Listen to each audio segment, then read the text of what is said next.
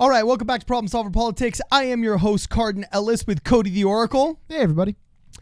And the Q3 expenditures reports came out for all the politicians running for the 2020 election, and there is some pure comedic gold in these reports. Let's see what these guys got away with charging to your political donations. Cody, take it away. What's going on? Yeah, well, I mean, so I guess, here we go. There's an article that came out today from Politico that said shoelaces, ice cream, and flower power, the weirdest things the 2020 candidates bought.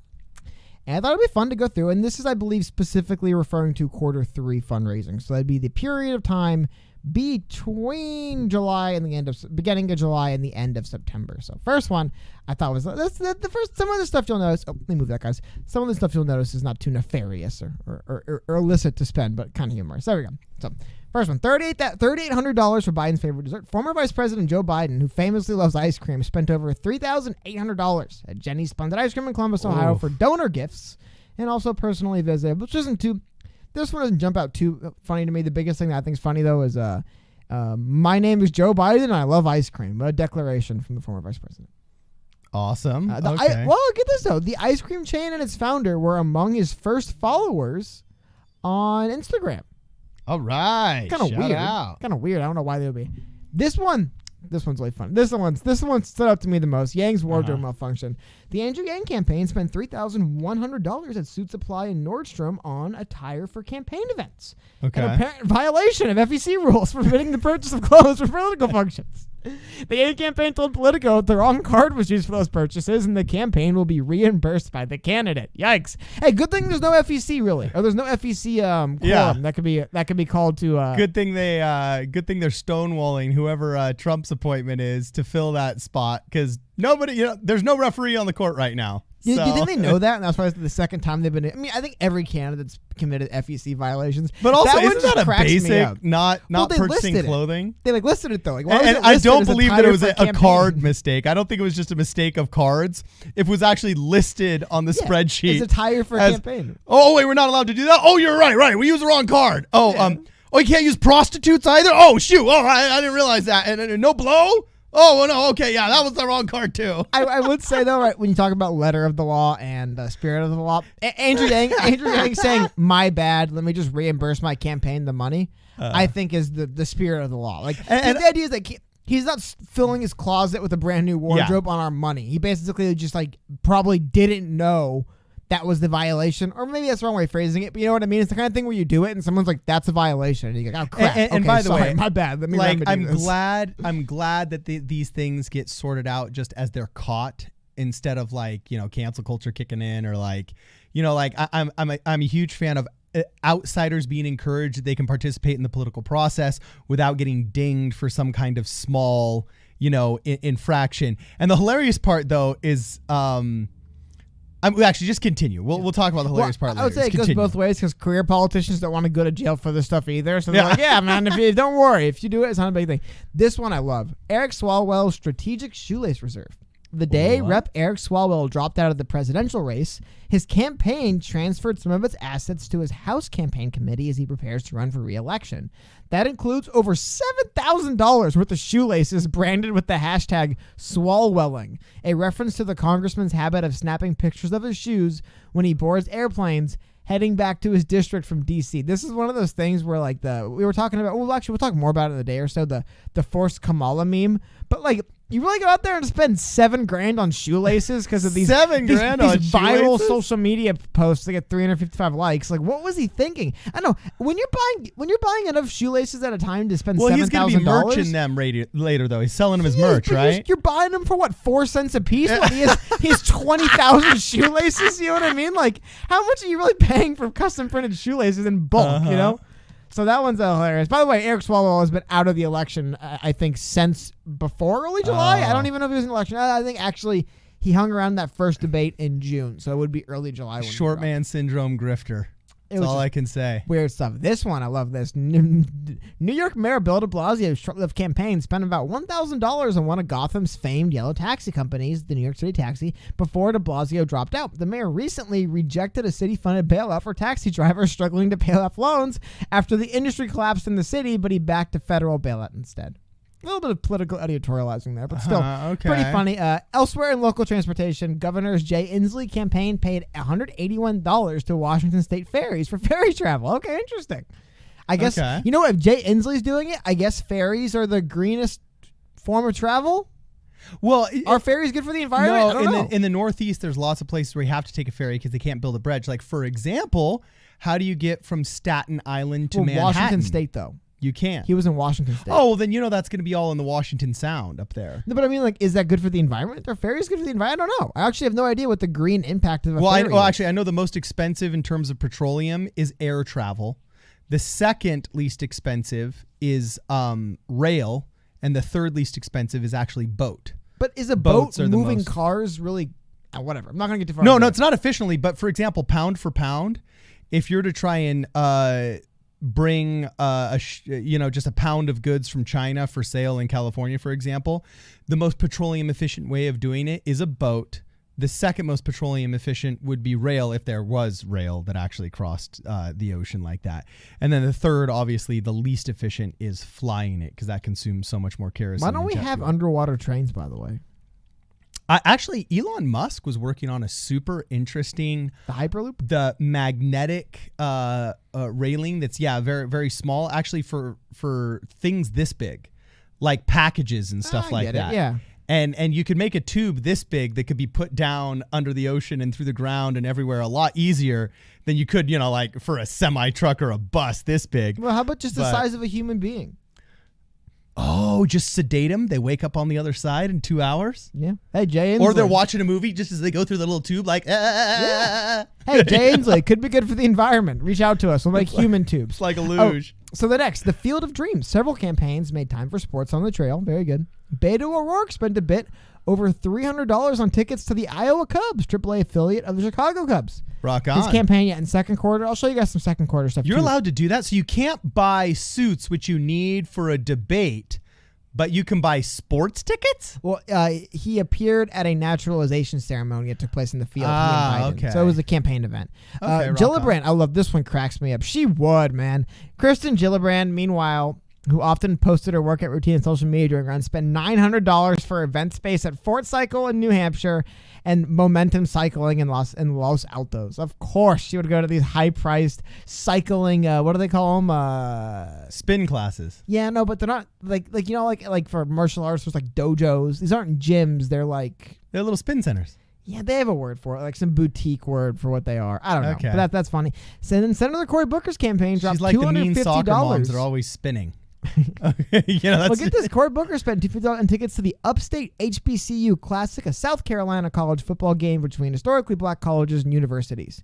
Oh, cool. Oh, Booker played college ball. Nice letter. Oh, yeah. Remember he played at Stanford. We were talking about that on our dude, video of how Stanford. Booker seems like he'd be a cool neighbor. I forgot about that. We want to be friends with you, Booker. I can't stand your politics, Just drop but out. I'll be your buddy. Drop it, we'll hang out. Local Yeah. media reported that his campaign, along with those of Harris and Warren, had tailgates before the game, and Tim Ryan attended. Interesting. Yeah, and he's vegan and he's in great shape. That would have been a funny story. Okay, there's By an the app way, for that. what's the point of this picture of Kamala Harris in the article? I don't really understand it. Just showing how it's raining on her campaign and she's trying to escape all the I know, bad press. It's just that's a bad falling out picture of of the her. sky. It's literally an unrelated bad picture of Kamala Harris just added to this article.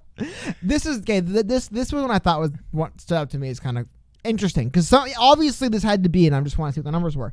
Uber reigned supreme in the battle of rideshare companies. Collectively, the Democratic presidential field spent over $70,000 on Uber and then 66 on Lyft. So if you're counting, that's over $100,000 on rideshare. By the way, I bet you it's all the boomers are on Uber, and then all the younger candidates are on Lyft. I know it is funny you said. I'm a Lyft Lyft guy myself because down in Santa I prefer Monica, Lyft as well. they got the pink little cruisers when we go to the Yang events in Tongva Park. I can't remember exactly how you pronounce it, but it's the park that's in the center of Santa Monica that has its own water park and things like that for the kids. It's pretty awesome.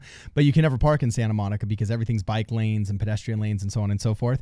So they have this just barrage of 5 different companies, and the pink ones that you can see from the farthest away to know where they are and reserve them are the Lyft ones. So, and I already had the Lyft app, so I became a totally dedicated Lyft guy because the scooters you can cruise around in Santa Monica.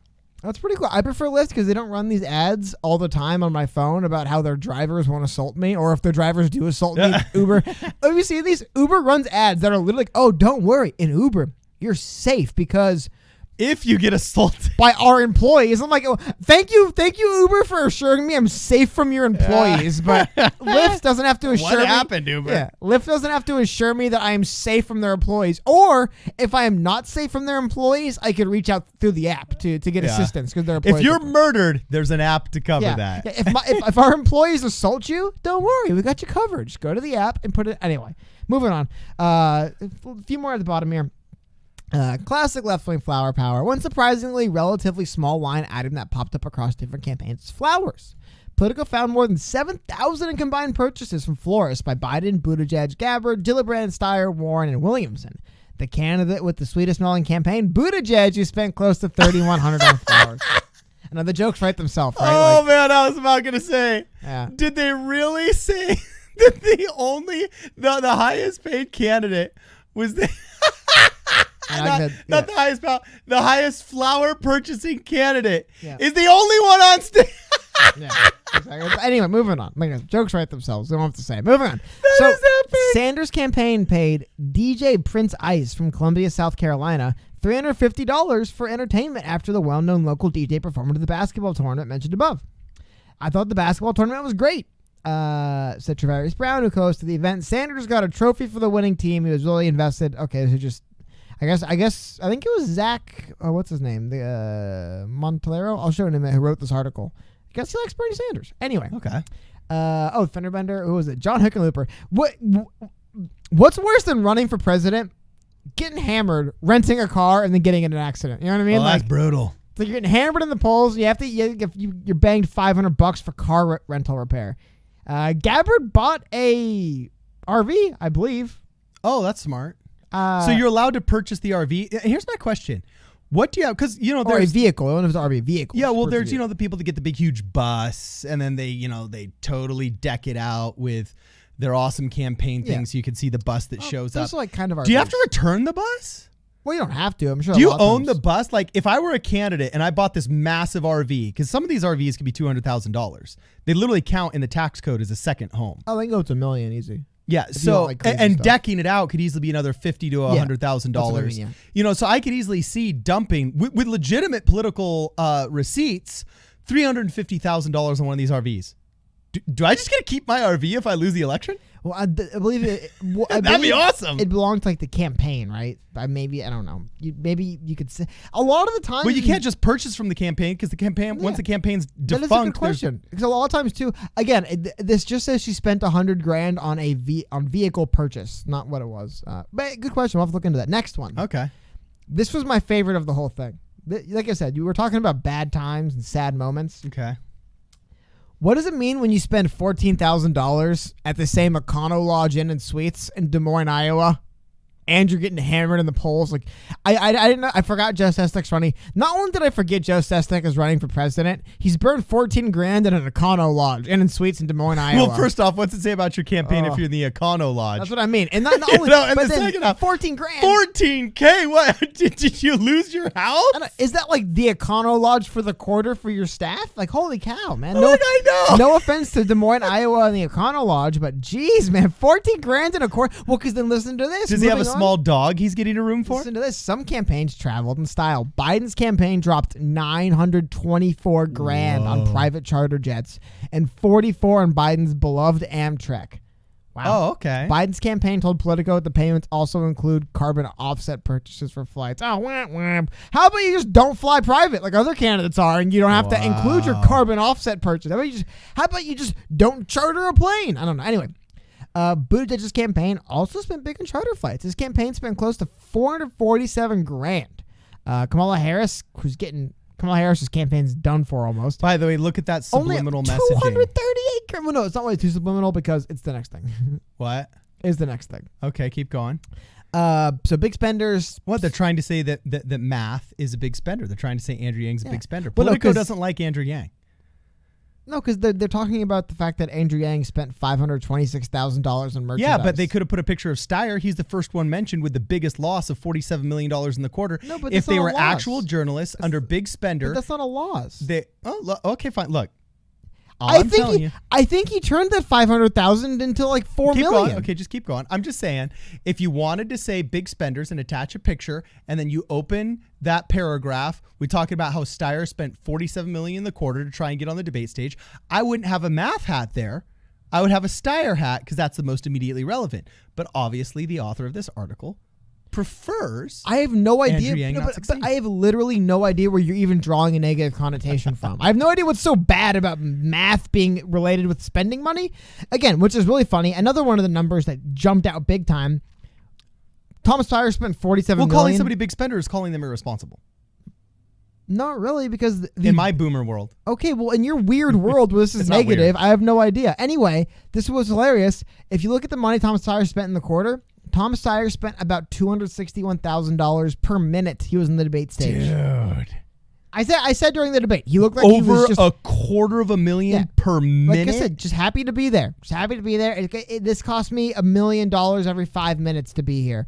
I'm just happy I'm here. Like I thought Howard Hughes was a little bit crazy, but at least we got the Spruce Goose out of it, so everybody can go see it. And at least we got some movies. Spruce Goose is crap. Hell's Angels. No, but it's a really cool thing to go see in Los Angeles. I guess. It's a public icon now, just like the Eiffel Tower in Paris is kind of like one of the public icons that's beloved. I would not compare. It's a failed, unfinished tower. I shouldn't say failed, but it's an unfinished observation deck that never even got the plates that were supposed to be put on it finished because they ran out of money. You would equate the Spruce Goose, which is a plane that never flew, that no one cares about really? No, it did fly. Ish. Yeah, it took off over Long Beach Harbor, flew for 18 seconds. It's useless. And then landed. I know. Yeah, of course it's useless. But come on, what use as an observation tower does the Eiffel Tower have? All I'm saying landmark. is, okay, as a landmark, exactly. So the Spruce Goose is a landmark in Long Beach, just like the Eiffel Tower is a landmark in Paris. Yes, now it might be a bigger landmark, the Eiffel Tower, but all I'm saying is at least out of Howard Hughes' insanity, the public got a landmark. Out of Tom Steyer's billionaire insanity, we got the worst debate known to man. Yeah, but Facebook made a lot of money.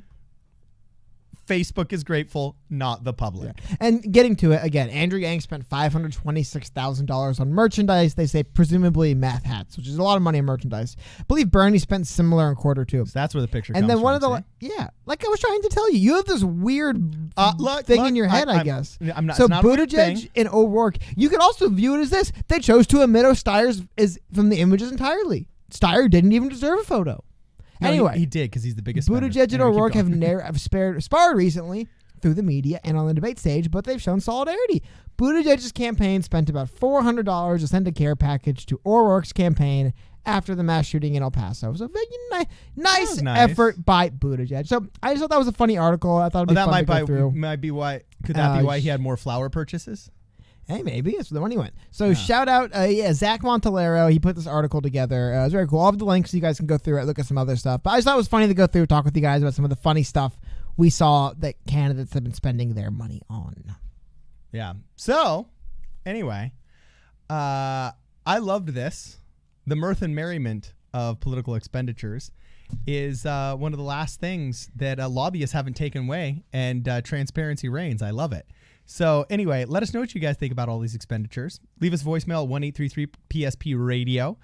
We try and get to all of our voicemails on our Tuesday and our Thursday Twitch live streams. Also, if you want to contribute to the channel, make sure you check out the PayPal link in the description, or you can purchase a hat, some merch at problemsolverpolitics.com. Either way, please like, share, or subscribe to this channel. We will see you in the next video.